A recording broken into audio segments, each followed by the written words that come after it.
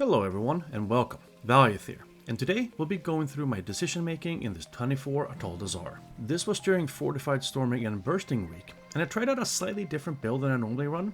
I opted to run Deliverance instead of Veneration. Right off the bat, the tank goes to the left, which is a pull I really like. I make sure he has Glimmer on him so he gets the benefit of his damage reduction as he starts the pull. As soon as we get to the pack, I use Deliverance to get the hot going on everyone. This group is doing a fairly good job with stuns and interrupts, so I'm focusing a lot on damage here in the beginning. I use Divine Toll here defensively, as I noticed several casts were about to go off, and as soon as the damage went out, I popped Daybreak to heal the group to full. Since nobody was taking damage after that, I used those extra Holy Shocks for damage while making sure to spot, heal and dispel as I go. You'll see here our bursting stacks pretty quickly went up to 4. I instinctively popped Bubble here because I wasn't entirely sure what the priest was going to do.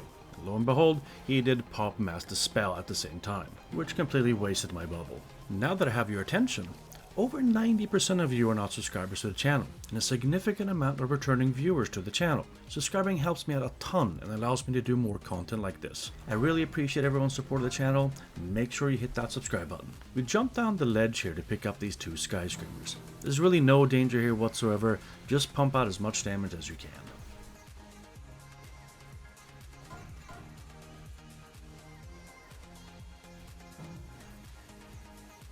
Once these two are taken care of, off we go to the first boss, Rezani. And as expected, Wheelchair Paladin is way behind everyone else. They literally got the boss down 6% before I even showed up to the party. This boss has very little healing to do, other than the serrated teeth that he puts on the tank. I happen to have a Blood DK in the group, and they are not known to be particularly good at physical damage mitigation. As such, I try to make sure he has a Glimmer on him when the serrated teeth goes out, as well as pop Blessing a Sack on him. I also put Blessing a Spring on him when it's available, which allows him to heal himself more. Outside of this, I am literally spending every global cooldown I can on doing damage, and if for whatever reason anyone takes any damage, do a quick spot heal with Flash of Light or Holy Shock.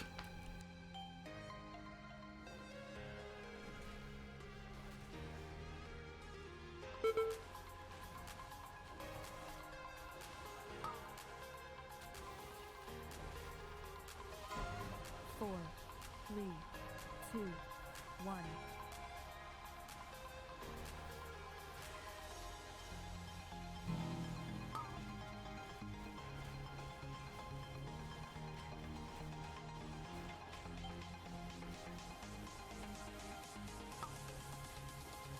Four, three, two, one.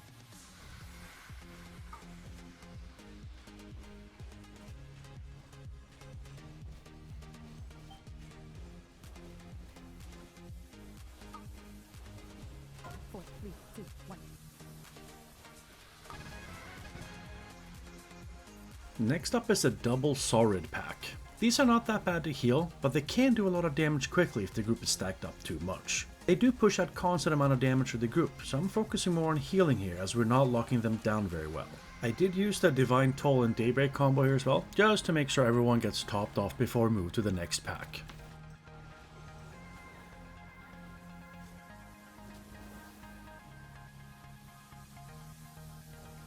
This next pack has more of these Saurids, but it also has a Skyscreamer in it as well. You'll notice here that the Red Paladin uses Hammer of Justice to stun the Skyscreamer. As soon as his duration is over, I used mine as well, but unfortunately at the same time, the Priest used his stun also. This is the difference between pugging at 24 and an organized group doing 28 plus level keys. They would never overlap stuns on enemies like this, whereas in the low to mid 20s, people just tend to send their CCs whenever they're up. This next area is probably my least favorite part of the dungeon.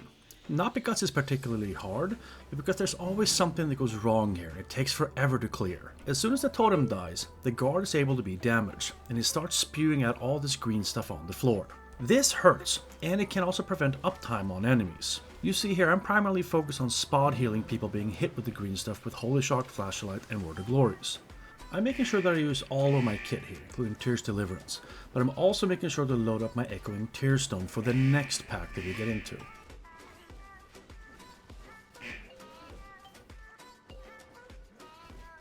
The priest here stood to the left of me, and he got hit by the green stuff twice and just got deleted.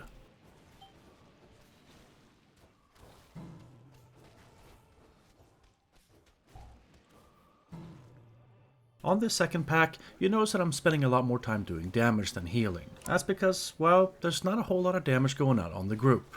It is important for us as healers to recognize when we can do damage and when we have to heal. And it being bursting week, we want to make sure we pay attention to enemy health bars, so we make sure to heal when needed.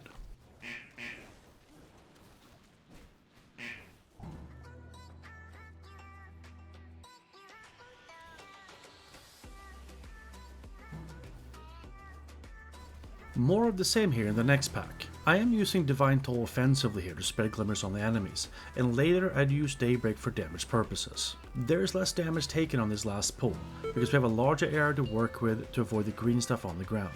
This makes me more confident that I can focus on damage here. Towards the end of the pack, the damage does ramp up, and I refocus my attention to heal in group.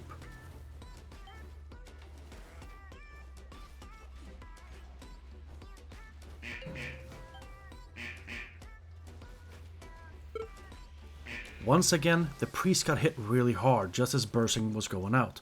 I quickly dispelled the bursting stack first, and then immediately after hit lay on hands on him. I dispelled bursting first because I was afraid that one more tick of the bursting would probably have killed him.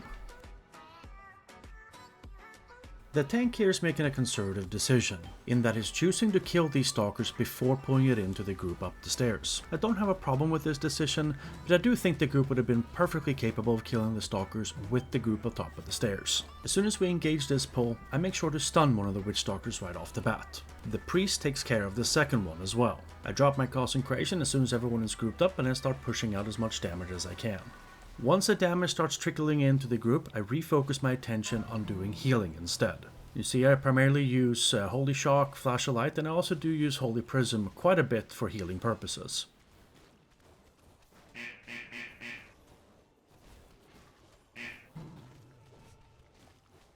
The second boss in here really is not that dangerous. It only really has one dangerous cast, and that is Noxious Stench. This does a lot of AoE damage on the entire group and also puts a disease on everyone, which us as Holy Paladins can dispel if we so choose. You'll see me positioning myself though, so I make sure that everyone in my party is within range of my healing.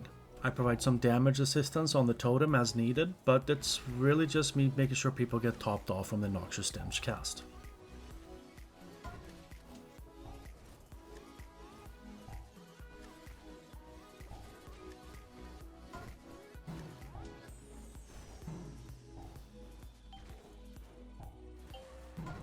Once phase 2 starts, I try to make sure to position myself in towards the center of the platform.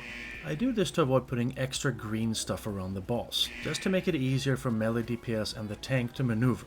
Healing wise here, it's the same drill as phase 1.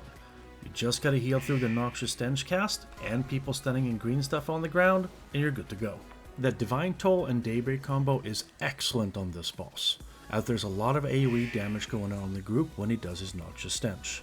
Pop Divine Toll, immediately thereafter pop your Daybreak, and you can plow in all those extra Holy Shocks as damage onto the boss.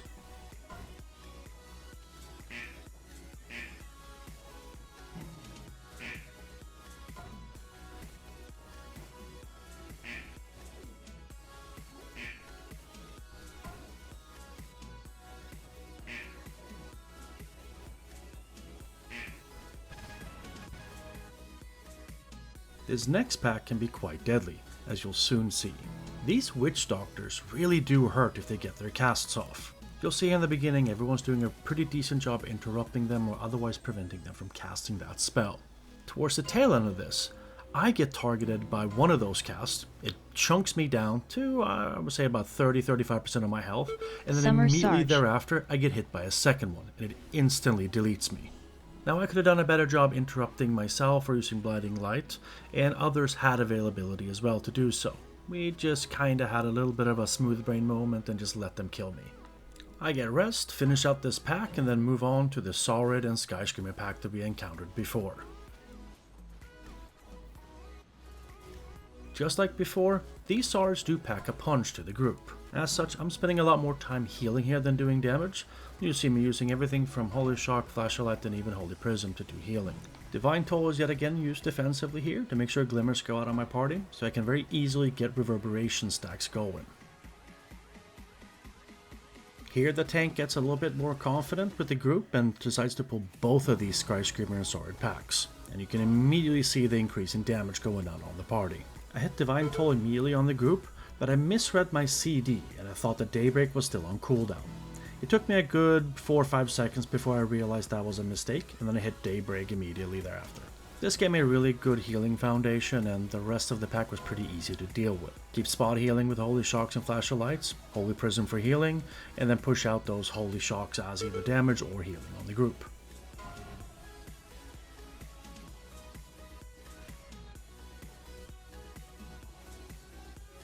Here we have yet again another smooth brain moment of the group. I think all of us thought that Skyscreamer was dead, and completely neglected its fear casts, and yeah, I paid the price for it, yet again.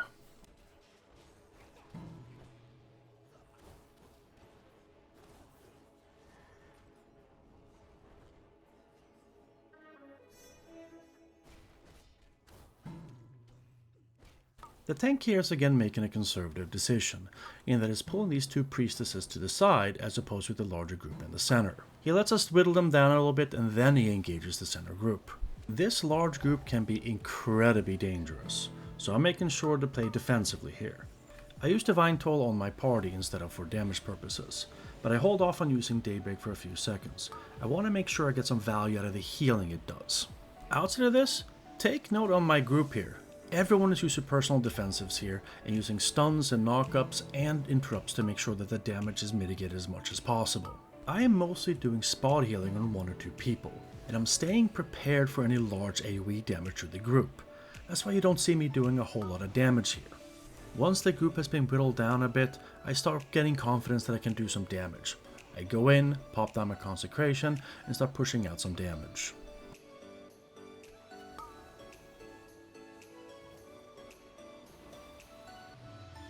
Without wasting any time whatsoever, the tank goes in to engage the Priestess boss. Healing wise, there really is only one singular thing for us to deal with here, and that is the blood transfusion ticks. We gotta also make sure to dispel the player that gets her debuff. If you let that on for too long, it's gonna really start hurting that player. If you have the ability to stun or slow down the ad, please do so, as you do not want that ad to reach the blood pools.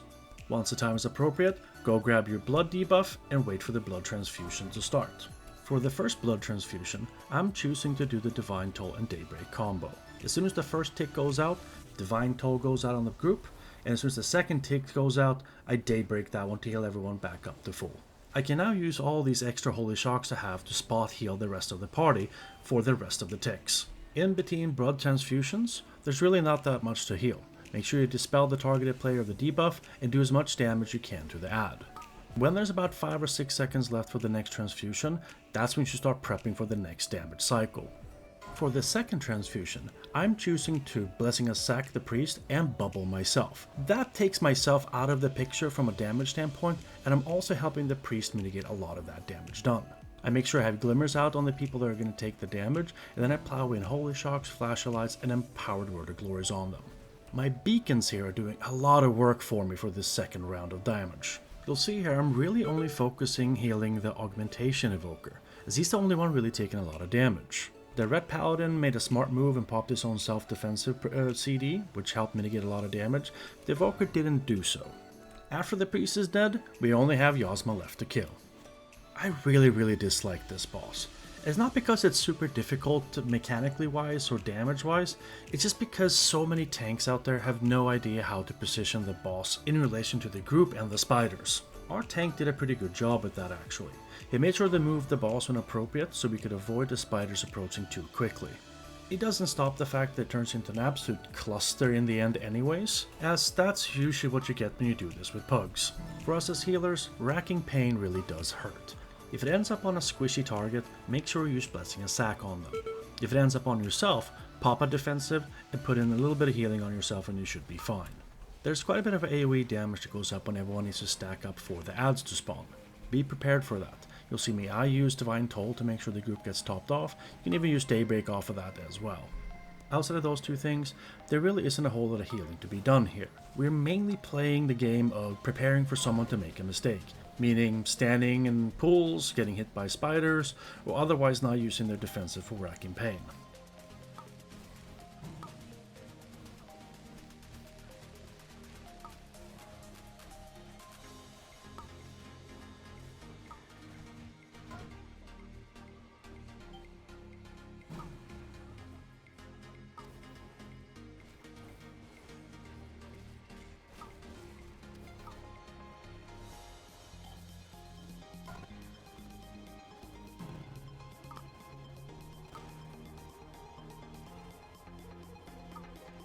I'll also say this.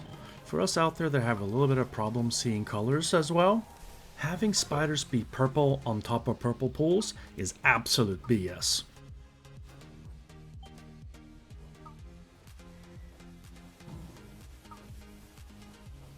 And that is it for this Helic analysis video. I really hope you enjoyed watching it. I really enjoyed making it. And if you want to see more like this, please consider hitting that like button, commenting below, and more importantly, hit that subscribe button. Thank you for watching, and I'll see you guys in the next one.